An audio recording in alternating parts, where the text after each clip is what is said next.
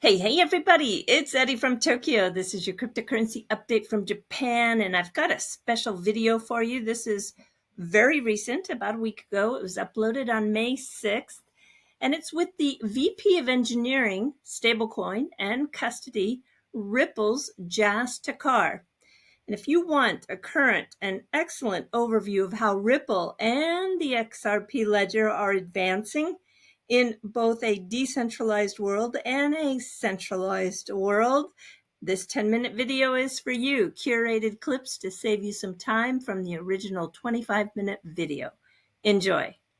And then I started looking around at who the significant and major players in the industry were. And, maybe it's my background working for these big financial companies, but I really wanted to work for the adult in the room, crypto company that wasn't trying to cede control of the financial system, but one that was rather working with regulators around the world and working on the right side of regulation and the law. And Ripple was it. 4 years ago, I joined Ripple, and here we are today. That's amazing. And I think most people don't realize that Ripple has been, and XRP has been a pioneer in the payment space since very early. Yeah, I mean, we call ourselves the OG company, right? Founded over 12 years ago. And I think it's the first altcoin, maybe it was Litecoin, to launch after Bitcoin. So it's very, very early days. And the original architects of the XRP Ledger were also Bitcoin developers. And they looked at Bitcoin and thought, wouldn't it be great to build a chain that's optimized for payments? Optimized meaning fast finality and cheap fees, and hence they built the XRP.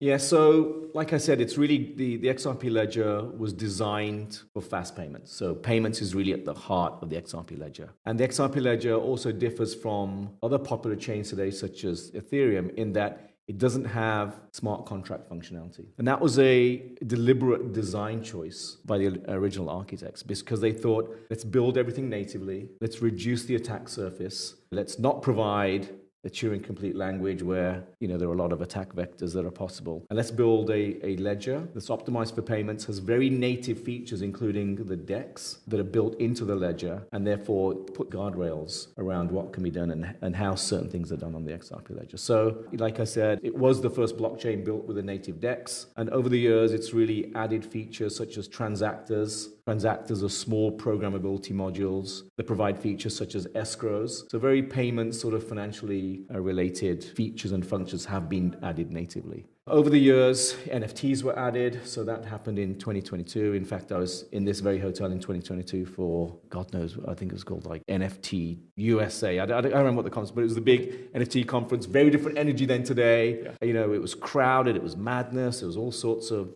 sideshows going on. So the NFTs are native objects today on the XRP Ledger, fungible tokens. And then since then, we've really looked at the financial use cases that we are interested in contributing to the ledger. Our customers are asking for around moving money and moving value on chain. So payments is obviously a large part of that, but also we're looking at innovations such as lending protocol, identity, permission pools. So, big regulated financial institutions can bring traditional TradFi use cases on chain. And if you think about how much of this can you accomplish without smart contract functionality within Ripple? The XRP Ledger is decentralized. It's open source software. And so Ripple is a contributor to this open source software. And so we propose what we call amendments, and the community votes those amendments to be activated or not. And so we have a view around building financial use cases onto the XRP Ledger. And so the contributions that we propose, or the amendments that we propose, are really around those use cases. Like I mentioned lending,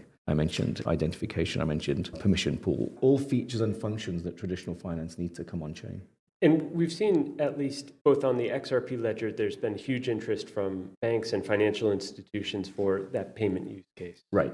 And largely starting with your Swell conference years ago, and people have viewed this as the next iteration of the Swift banking system. Is that still how you sort of view the XRP Ledger, or is the view evolving into it becoming more of a platform for other applications? Yeah, it's a good question, and it's probably a combination of those things. So Ripple as a company was set up, like I said, in 2020-12, once the XRP Ledger was open sourced and decentralized. Ripple's stated vision is to enable the Internet of Value. So the free movement of value on chain, much like data and bits move around the internet using TCP/IP. So that's sort of the vision of the company. And we remain fixed on that vision. So like I said, A lot of the attributes that we're proposing on the ledger, a lot of the attributes that were built to enable payments such as auto bridging, bridging between currencies where a liquidity pool for a given currency pair doesn't exist. Those are native features on the ledger. So it's built with all of this in mind. It's built to move value very, very quickly. The finality time or the block creation time on the XRP ledger has consistently been around 4 seconds. And you can contrast that with many minutes on other chains. And also the fees are a fraction of an XRP, which is pennies today. And again, you can contrast that with much more elevated fees on other chains. Ripple works on two fronts. The first front, like we've just talked about, is making contributions, proposing amendments to the XRP ledger. And Ripple may have a view on, hey, this feature would be great to add to the XRP ledger, but we don't control it. Right? We can't activate amendments. Like I said, there's a community of voters that really have to vote. There has to be an 80% majority for over 2 weeks for a feature to be activated.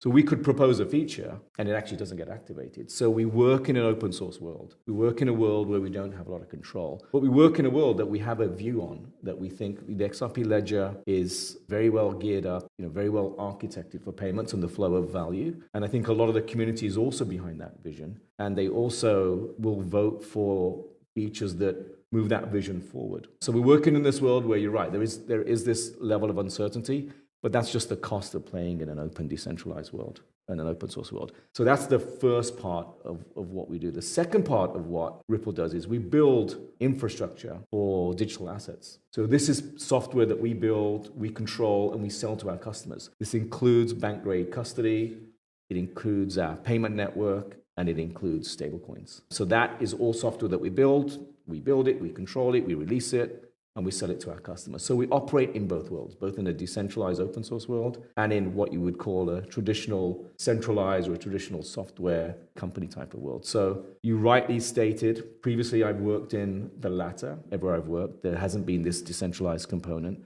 And so when I first joined Ripple, there was definitely a learning curve. When we propose something on the XRP ledger, we really have to get the community involved. A lot of conversation on platforms such as Discourse and on Twitter, really engaging with the community, helping them understand why we feel a feature or an amendment makes sense to go on the XRP ledger. And I think that conversation, that discourse with a small d, really helps the understanding of the community at large. And overall, amendments will be activated by the community if they make sense and if they're in line with the original vision of the XRP ledger. And so your previous roles, I imagine, you're trying to convince a CEO or a managing director, and now you're trying to convince the XRP army, who could be comprised of anonymous cartoon characters and Twitter profiles and Discord characters. What is that like, and how do you sort of build consensus in this very free-flowing, decentralized world? Yeah, so I would answer that question first by saying there's the decentralized community of node operators that actually vote on amendments. And so these are large institutions, these are academic institutions around the world, and also, to some extent, reputable individuals that know how to run nodes. So they operate nodes globally as part of the decentralized network. And like I said, there's concept of a group of node providers that actually vote on amendments. So they vote on the changes. And I think there's 34 of them at the moment. So 80% of them have to vote yes on an amendment for more than 2 weeks for it to be activated on the network. So there's that side of the community, which is the node operator community. And then there's I think in the classical terms, the XRP army. And these are just holders of XRP. Incredibly passionate bunch of people around the world that hold the token. And to be fair, during the SEC lawsuit, really came out and stood by the XRP Ledger, XRP, and Ripple, the company. It was just phenomenal to see that community. And to have such an engaged and active community behind the XRP and the XRP Ledger only helps moves its vision along. In traditional finance, there's trillions of dollars being moved around as collateral. Yeah. I would love to see that come on chain, right? The fact that it's 24/7, it's fast, it's cheap. On the XRP Ledger, for example, I think it's very compelling for traditional finance to use on-chain assets as collateral. I think that is definitely a big breakout use case.